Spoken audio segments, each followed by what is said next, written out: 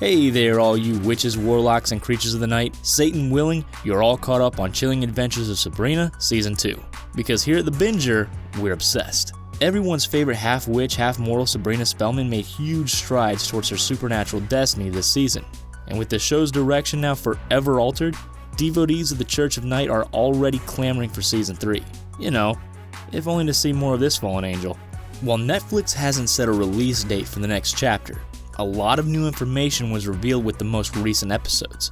Beyond Sabrina herself, Greendale's best magical and mortal heroes overcame some intense personal and supernatural changes.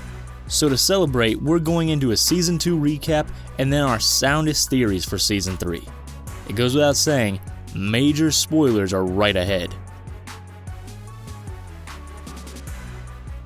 Alright, so part 2 sees Sabrina attending the Academy of Unseen Arts full-time, after signing her name in the Book of the Beast. She's hell-bent on finishing her father Edward Spellman's life's work of reforming the Church of Night. Unfortunately, that goes directly against the goals of Father Blackwood, a fundamentalist, bigot, and all-around misogynist. A long battle of wits between the two takes a turn when Sabrina reveals to have unprecedented powers from the Dark Lord himself. Harvey, Roz, and Theo, who Sabrina largely ignored this season, discover a prophecy that she will bring about the apocalypse. Sabrina has inadvertently fulfilled the prophecy, summoned Lucifer to Greendale, and lost her powers in the process.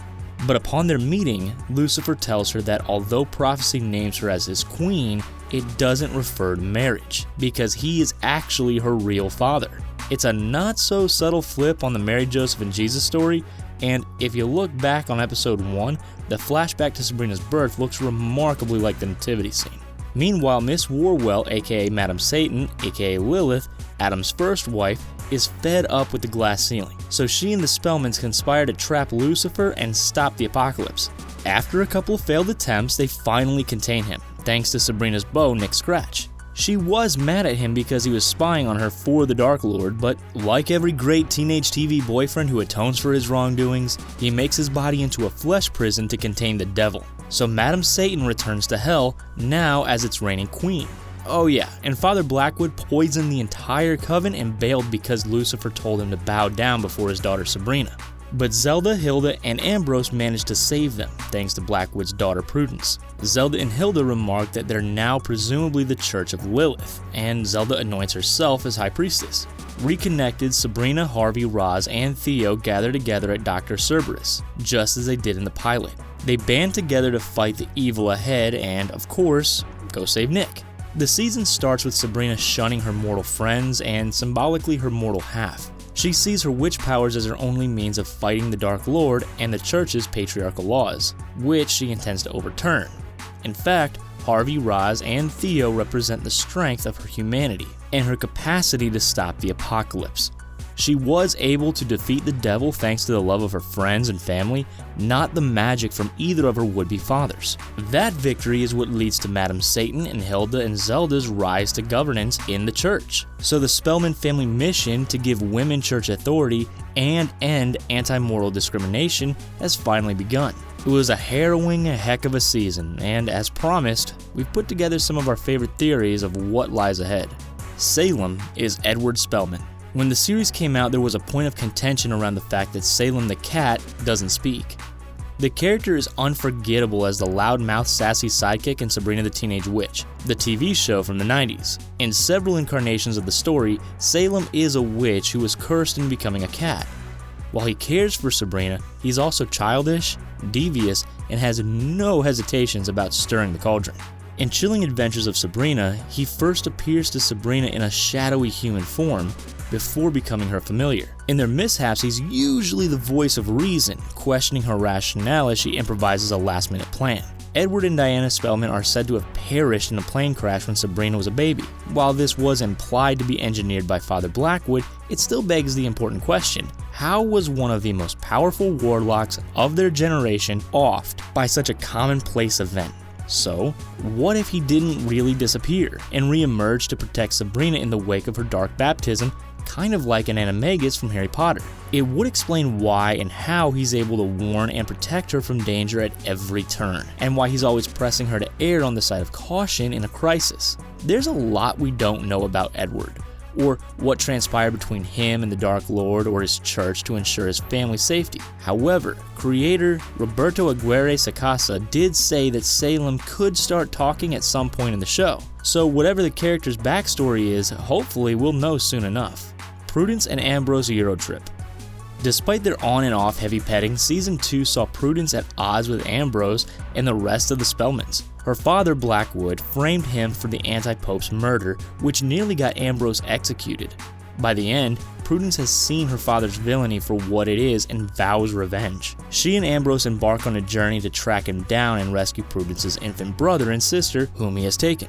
With Zelda and Hilda reforming Greendale's Church of Night, Blackwood's next move will likely be to join his like-minded brethren. In all probability, warlock sects in or around Rome, where the anti-pope and the Vatican necropolis are stationed, the witch-hunting angels are also probably based in Europe, since this is where Luke was said to have been when they tortured him. So it's possible that Prudence and Ambrose could cross paths with the angels again along the way. An overseas trip would certainly be an ideal route for wrapping up some of Ambrose's storylines.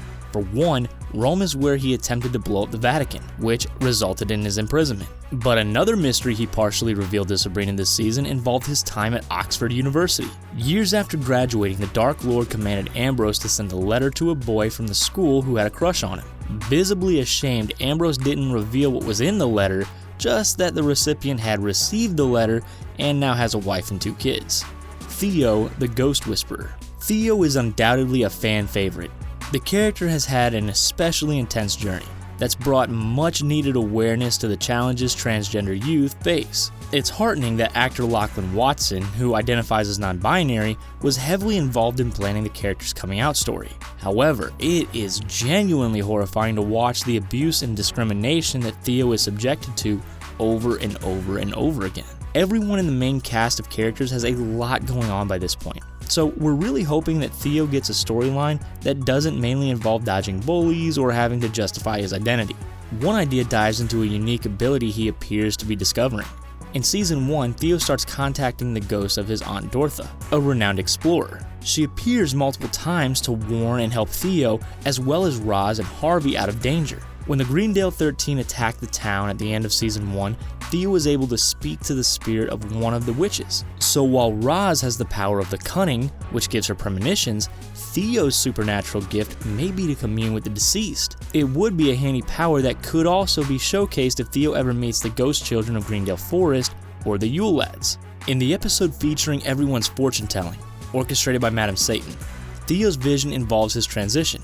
He uses magic in order to get the body of a cisgender man, but the spell backfires and he starts to turn into a tree. While the whole scene is creepy and controversial, it may have a deeper meaning.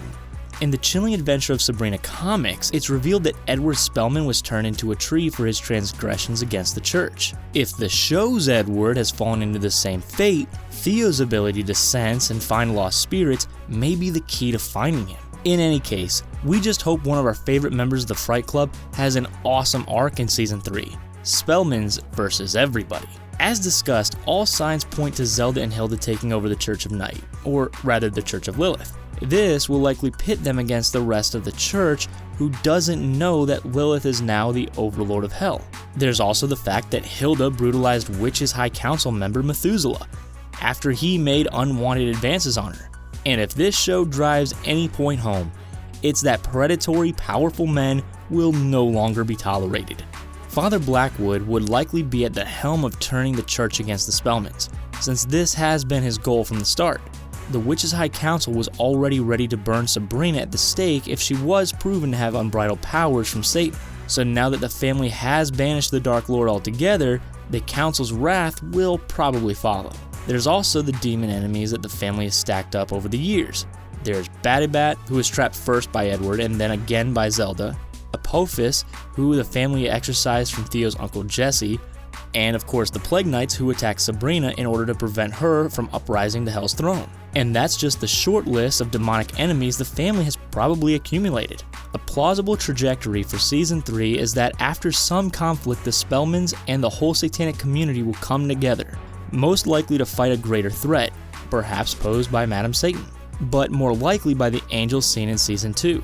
As Sabrina has been destined to unite divided worlds, she'll probably be leading the charge with the support of her family and friends. Diana's secret. Sabrina's mother has appeared a bit more frequently than her husband Edward in the series so far. Not much is known about her except that she's a mortal woman who Edward fell in love with and fought for the right to marry. However, mounting evidence suggests that she's not the least bit ordinary. In Roman mythology, Diana was a goddess associated with the moon, hunting, forests, and childbirth. The meaning behind the name is heavenly or divine, so the possibility that Sabrina's mother comes from celestial or magical heritage has been floated around. And as a spirit, she seems to have an affinity for magic. In A Midwinter's Tale, she, rather than Helda or Zelda, gives Sabrina the spell to prevent the witch Gryla from stealing baby Leticia. Hilda assumes she must have learned the spell from Edward, but that doesn't explain how a human could know for sure that it would work. It's also been pointed out that the prophecy about Sabrina refers to a babe of witch, mortal, and infernal blood. If Lucifer is Sabrina's father instead of Edward, where does her witch heritage come from? Another theory about Diana is much darker. In the comic series, Sabrina eventually realizes that her mother is being kept in a mental institution and sedated by magic. In the show, when Sabrina encounters her in the other realm, Diana is visibly confused. She seems to know that she's in limbo, but doesn't know what happened to Sabrina after her baptism. Again, when Sabrina summons her in Midwinter's Tale, she's barely able to communicate or answer questions. If she is being kept in a psychiatric facility, what we've seen so far may be a connection to her semi-lucid mind. It's also been pointed out that as part of the season's meta-inclusion of Archie comics, a poster for Archie's Madhouse is seen. Now, it should be noted that this was the first comic to introduce Sabrina the Teenage Witch, but considering the number of Easter eggs throughout the show, it's not implausible to think that one or more would have a double meaning. Sabrina's Twin. Of all series theories so far, this one might be under the most scrutiny. In the first episode, Sabrina sees a vision of her birth. Two newborns lay side by side, with one of them having goat's feet. The vision is never explained, but is revisited a few times, leading many to believe that Sabrina has a twin. The idea could have been foreshadowed this season, when Sabrina made a nefarious mandrake double of herself, which she then had to destroy. In Season 3 of Sabrina the Teenage Witch, the show revealed that every Spellman has a twin. Sabrina and her twin sister Katrina end up bonding until they have to take a test to determine which one is the evil twin. It's obviously Katrina, and the two's relationship goes downhill pretty quickly after that. It's possible that the chilling adventures of Sabrina Twin implication is a ruse. Sabrina's vision may just have represented the duality between her mortality and her Wiccan and satanic heritage. Nevertheless, the idea can't be ruled out. If Diana is in fact of divine origin, there could be an angelic twin set to oppose Sabrina's satanic powers. Or maybe the twin was the one fathered by Lucifer and Sabrina was never intended to be part of the prophecy at all. Either way, Hilda would have some explaining to do since she was Diana's midwife. We'll just have to wait to see how that drama comes to pass. Well, that's a wrap on our chilling adventures of Sabrina recap and theory sound off. What do you think? Are there any theories we missed? Did the Dark Lord reveal something to you that we totally didn't get? Be sure to let us know in the comments, and don't forget to like and subscribe to The Binger for more awesome videos like this.